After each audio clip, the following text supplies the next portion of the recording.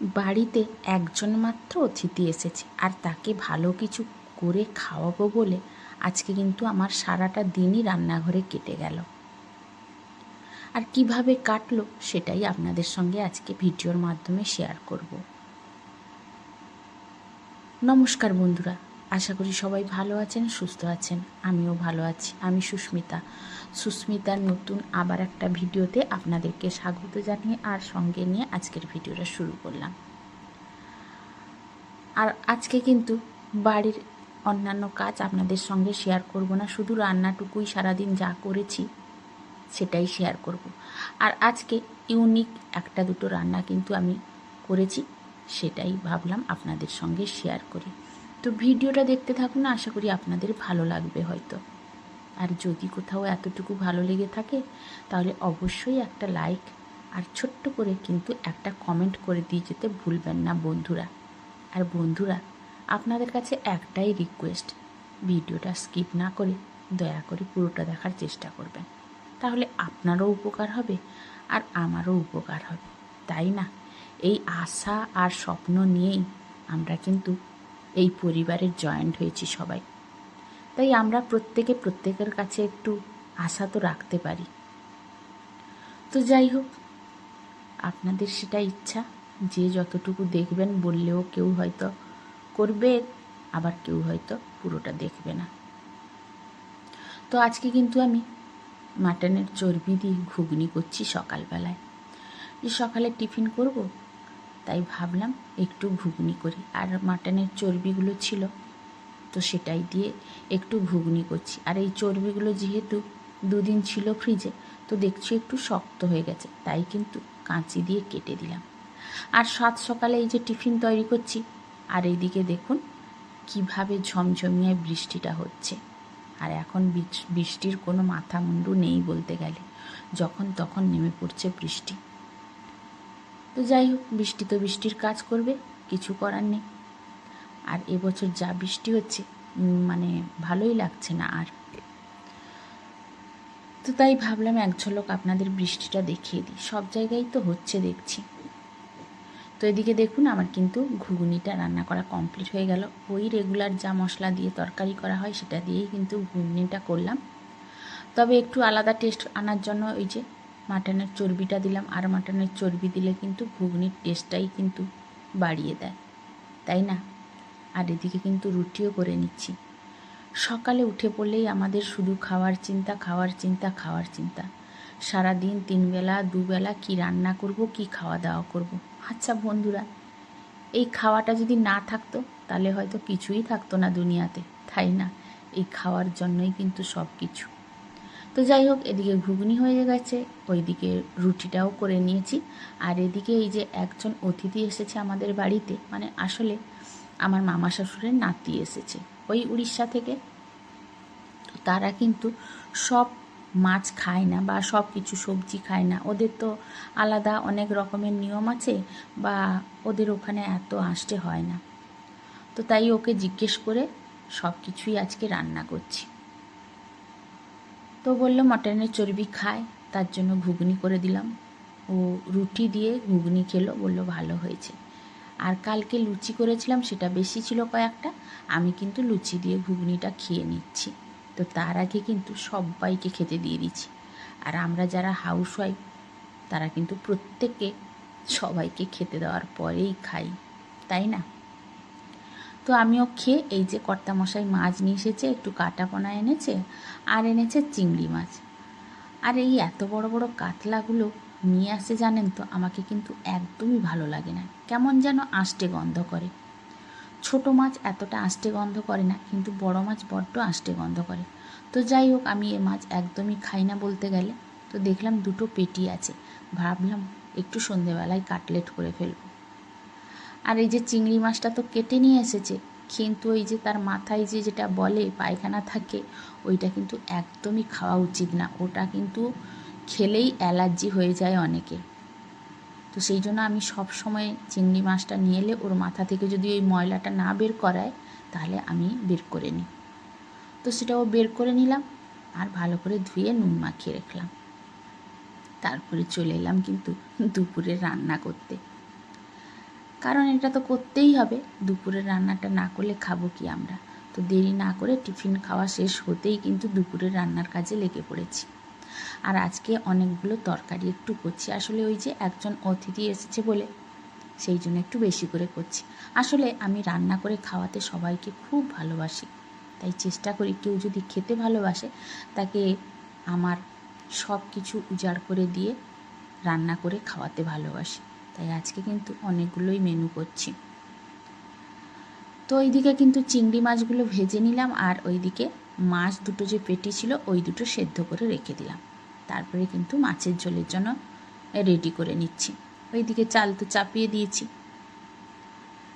আর এই যে মাছের ঝোলটা আমি আজকে রান্না করছি একদম পাতলা ঝোল, ওই মায়ের কাছ থেকে শিখেছি, দারুণ টেস্ট হয় জানেন তো। প্রথমে কিন্তু আমি কড়াই তেল দিয়ে একটু কালো জিরে ফোড়ন দিয়ে দিচ্ছি, আর তার মধ্যে দিয়ে দিলাম পেঁয়াজ কুচানো। এবার পেঁয়াজটা হালকা হালকা ভাজা হয়ে যাওয়ার পরে দিলাম একটা শুকনো লঙ্কা, তারপরে দিয়ে দিলাম আলু দিয়েই আজকে চিংড়ি মাছ দিয়ে ঝোল করব একটু। আর পেঁয়াজটা একটু ভাজা হয়ে যাওয়ার পরে যখন আলুটা দিলাম, তো নুন দেওয়ার পরে কিন্তু খুব কম সময়ের মধ্যেই কিন্তু পেঁয়াজও সেদ্ধ হয়ে যায়, তার সঙ্গে আলুটাও ভাজা হয়ে যাবে। আর এদিকে 3 পিস পোনা মাছের চাকা ছিল, ওইটাকে একটু ইউনিক রান্না করছি আজকে একটা, জানেন তো। আর এই রান্নাটা খেতে ভালো লাগে, যদিও বা আমি খাই না এই মাছটা, তো আমার কর্তামশাই বলে এইভাবে রান্না করলে টেস্টটা ভালো হয়। কিছু না, ওই পেঁয়াজ আদা রসুন বাটা দিয়ে দিলাম, ওই সাইডে একটু তেল দিয়ে, যেহেতু এটা আমি ফ্রাই প্যানে করছি, তো তার মধ্যেই পেঁয়াজ আদা রসুন বাটা দিয়ে ওটাকে একটু ভালো করে ভেজে নিয়ে তার মধ্যে দিয়ে দিলাম লঙ্কা গুঁড়ো, হলুদ গুঁড়ো, কাশ্মীরি লঙ্কার গুঁড়ো, আর একটু দিয়েছি কি জানেন তো, বেশি করে কাশ্মীরি লঙ্কার গুঁড়ো, আর দিয়েছি হোয়াইট পেপার পাউডার।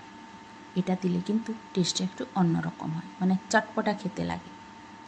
এইটা হালকা করে মশলাটা কষিয়ে নিচ্ছি, ওই ফ্রাই প্যানে এক সাইডে কষিয়ে নিচ্ছি, আর এদিকে কিন্তু মাছটাও তার সঙ্গে ভাজা হচ্ছে। আর এই মশলাটা ভালো করে একটু কষাতে হবে, তারপরে হালকা একটু জল দেব। তো ওটা ওই দিকে হতে থাকুক, এই দিকে ঝোলের অবস্থাটা কি হয়েছে আমি একবার দেখে নিই। তো দেখলাম যে পেঁয়াজটাও ভালো করে ভাজা হয়ে গেছে, তার মধ্যে কিন্তু আমি দিয়ে দিয়েছিলাম একটু লঙ্কা গুঁড়ো আর একটু হলুদ গুঁড়ো। আর এই যে দেখুন মোটামুটি কষানো আমার হয়ে গেছে। এবার কিন্তু এর মধ্যে জল দিয়ে দিও। আর এইভাবে একটু পাতলা ঝোল খেতে কিন্তু দারুণ লাগে বন্ধুরা, আমি দেখেছি আমার অনেক বন্ধুরা কিন্তু এইভাবে পাতলা ঝোল করে খায়, আর যারা খায় তারা নিশ্চয়ই জানে যে এইভাবে ঝোল খেতে দারুণ লাগে। তো এখানে সব চিংড়ি আমি দিয়ে দিয়েছিলাম, তো তার মধ্যে থেকে দুটো কিন্তু তুলে নিলাম। আসলে আমার কর্তামশাই মেয়ে বলবে এই মশলাটা দিয়ে যখন করেছ তো আমার জন্য দুটো চিংড়ি মাছ দিলে না কেন, তো সেই ভেবেই কিন্তু একটা কর্তামশাইয়ের জন্য আর একটা মেয়ের জন্য চিংড়ি মাছ দিয়ে দিলাম। আর এই যে দেখুন হালকা জল দিয়ে দিচ্ছি কষিয়ে নিয়ে ভালো করে মশলাটাকে, তারপরে একটু ফুটতে দিব। তো মাখা মাখা হয়ে গেলে তখন কিন্তু নামিয়ে দিব। আর এইদিকে আমার কিন্তু মাছ সেদ্ধ হয়ে গেছে, তো এটাকে কাঁটা ভালো করে ছাড়িয়ে ভালো করে চটকে নেব, তারপরে এর মধ্যে মশলা দিয়ে ভাজবো। আর অনেক সময় মাছ এইভাবে খেতে বেশ ভালোই লাগে, সব সময় একঘেয়েমি রান্না একদমই ভালো লাগে না, তাই না। আর এদিকে কিন্তু আমার এই মশলা তরকারিটা কিন্তু রান্না হয়ে গেছে। আসলে সত্যি কথা বলতে কি এই তরকারিটা আমি একদমই খাই না, আসলে এই মাছটা খাই না বলে আমি এই তরকারিটা খাই না। মানে পোনা মাছ আমাকে খেতে কিন্তু একদমই ভালো লাগে না, তাও একটু চারা পোনা হলে টেস্ট হয় ভালো, তখন খাই একটুখানি, কিন্তু এই বড় পোনা মাছ আমি একদমই খাই না, আষ্টে গন্ধ করে আমাকে। তো যাই হোক এই তরকারিটা কিন্তু আমার রেডি হয়ে গেছে দেখুন। আর ওই ছেলেটাও কিন্তু খুব সুন্দর খেয়েছিল। আর কর্তামশাই তো খাই জানি আমি, তবে আমাদের বাড়িতে যে একজন অতিথি এসেছে ও কিন্তু আরাম করে খেয়েছে। আর এই দিকে কিন্তু আমি আজকে একটা ইউনিক চাটনি রান্না করছি। এই যে তেলের মধ্যে একটু 5 ফোড়ন দিয়েছি, আর একটু কাঁচা লঙ্কা কেটে দিয়েছি, আর তার মধ্যে দিয়ে দিলাম কয়েকদিন আগে যে আমি চালটা বেশ অনেকটাই সেদ্ধ করে রেখে দিয়েছিলাম, তো সেটা একটুখানি ছিল, সেইটা একটু ভালো করে ম্যাশ করে নিয়ে দিয়ে দিলাম। তারপরে সেটাকে আলতোভাবে ভেজে নিয়েছি, মানে হালকাই ভাজা হবে। তারপরে এই যে দিয়ে দিচ্ছি কিন্তু এগুলো আমসত্ত্ব, আমসত্ত্ব ছোট ছোট করে কেটে দিয়ে দিলাম, আর তার মধ্যে দিয়ে দিলাম একটু চিনির রস। ওই যে বিজয়ার দিন একটু মিষ্টি করেছিলাম, তো তার চিনির রসটা ছিল, সেটাই কিন্তু দিয়ে দিলাম। আর ফুটিয়ে নিয়েছি এইভাবে। দেখুন এটা যে কি অসাধারণ খেতে হয় বন্ধুরা, আপনারা যদি বানান একবার তাহলে বুঝতে পারবেন। আর শেষে দিয়ে দিলাম হচ্ছে ধনে আর জিরে ভাজা গুঁড়ো, তাহলে কিন্তু খেতে জমে যাবে। তো সেটাও হয়ে গেছে। আর এদিকে বলতে গেলে আমার রান্না অনেকটাই কমপ্লিট হয়ে গেছে। শুধু বসিয়েছি ওই যে মাছের কাটলেটটা বানাবো, তার জন্য কিন্তু মশলাটাকে রেডি করে মাছটা ভেজে নিচ্ছি। তার মধ্যে কিন্তু আমি এদিকে গ্যাসটাও মুছে নিচ্ছি, তার সঙ্গে টপ কাউন্টারটাও মুছে নেব। আর মেয়ে কিন্তু আমার প্রত্যেক দিন রান্না হতে হতে এসে জিজ্ঞেস করবে, মা কী তরকারি হয়েছে বলো। খাবে তো এইটুকু, কিন্তু বারবার জিজ্ঞেস করবে।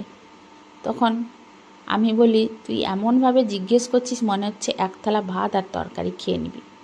এরকম যদি খেতিস তাহলে আমার একটু দুঃখটা যেত, কারণ মেয়েটাকে আপনারা তো দেখছেন কতটা রোগা, আর খেতেই চায় না একদম, জানেন তো। তো যাই হোক, ওইদিকে রান্না তো আমার কমপ্লিট হয়ে গেছে, দেখিয়ে দিচ্ছি। এই যে দেখুন, এটা হয়েছে চিংড়ি মাছ আলু দিয়ে ঝোল, আর এটা হয়েছে কিন্তু বরবটির ভর্তা, আর এটা ওই চাটনিটা, আর এটা হয়েছে ওই যে পোনা মাছ যেটা মশলা দিয়ে গ্রেভি বানিয়েছি। তো এই হচ্ছে রান্না। আর এটা বসিয়ে দিয়েছি ওই যে কাটলেট বানাবো, তবে এখন এটা বানাবো না, সন্ধেবেলায় চায়ের সাথে খাবো বলে সেটা রেডি করে রেখে দিচ্ছি। কারণ এই চারটে তরকারি দিয়ে কিন্তু সবাই খেয়ে নিবে, এর বেশি কিন্তু কেউ তরকারি আর খাবে না। তো সেই জন্য এটাকে রেডি করে রেখে দিচ্ছি। আর তারপরে কিন্তু অন্যান্য কাজগুলো আমি করে নিব। তবে আমি গ্যাসের কাছে রান্না করতে করতে না বাসনগুলো কিন্তু আমি মেজে নিই, কারণ তা না হলে যদি আমি পরে টাইম নিয়ে মাজতে থাকি অনেকটাই লেট হয়ে যাবে। তো বাসন মাজা হয়ে গেছে, রান্নাও কমপ্লিট হয়ে গেছে। তারপরে এই যে গ্যাস ওভেনটা আর চিমনিটাকে আজকে একটু ভালো করে পরিষ্কার করলাম। আসলে অনেক দিন হলো ওয়াশ করা হয়নি, কর্তামশাইকে বলছি, লোক তো ডাকা হয়নি। তবে বাইরের পজিশনে যতটুকু আমি করতে পারি সেটা কিন্তু অবশ্যই ক্লিন, তা না হলে বড্ড তেলচিটে হয়ে যায়। আসলে আমরা মাছ মাংস প্রচুর পরিমাণে খাই, আর তেল খরচাও হয়, তার জন্য কিন্তু ঘন ঘন তেলচিটে হয়ে যায়। তো যাই হোক, চিমনিটাকেও পরিষ্কার করে নিয়েছি। তারপরে যেটুকু বাসন ছিল সেটাও একদম মেজে ধুয়ে রেখে দিব, তা না হলে পরে আর করতে ইচ্ছে করে না। আমি কিন্তু না খেয়ে রান্না শেষ করে আগে বাসনগুলো কমপ্লিট করে ধুয়ে মুছে রেখে দিই। তো যাই হোক, তারপরে অফ ক্যামেরায় অনেক কাজ সেরে নিয়েছি, আপনাদের সঙ্গে তারপরে দেখা করতে এলাম একদম সন্ধেবেলায়, জানেন তো। এই যে চা খাবো, চাও করা হয়ে গেছে, আর এদিকে কিন্তু কাটলেটগুলো রেডি করে নিচ্ছি। তো এই যে দেখুন, ময়দার জলে গুলিয়ে নিয়ে ব্রেড কামে কিন্তু ভালো করে ডিপ করে নিয়ে ছাঁকা হবে তারপরে। তো এইভাবে আমি কাটলেটগুলো বানাবো। অনেক সময় ডবল কোটিং দিলেও ভালো হয়, তবে আমি আজকে কিন্তু একটাই কোটিং দিচ্ছি, মানে একবারই ময়দার মধ্যে ডুবিয়ে নিয়ে ব্রেডের মধ্যে তারপরে ভালো করে মাখিয়ে এই যে ছেঁকে নিচ্ছি। খেতে কিন্তু অসাধারণ হয় বন্ধুরা।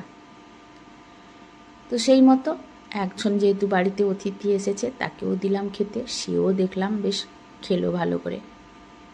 আসলে ওরা সব কিছু খায় না, প্রত্যেকটা জায়গায় আলাদা আলাদা খাওয়ার, তাই না। সবাই কিন্তু সব জিনিসটা খায় না, তবে ও আজকে কিন্তু প্রত্যেকটা জিনিসই খেয়েছে এবং বলেছে ভালো হয়েছে। তো তারপরে যাই হোক, ছাঁকা হয়ে যাওয়ার পরে সবাই তো খেয়ে নিয়েছে, তো লাস্টে শুধু আমি আছি। তো সেটাই কিন্তু আপনাদের সঙ্গে শেয়ার করলাম। আর আমার ভাগে কিন্তু একটাই আছে, আর পাঁপড়ও সঙ্গে ভেজেছিলাম। তাহলে আজকের মতো ভিডিওটা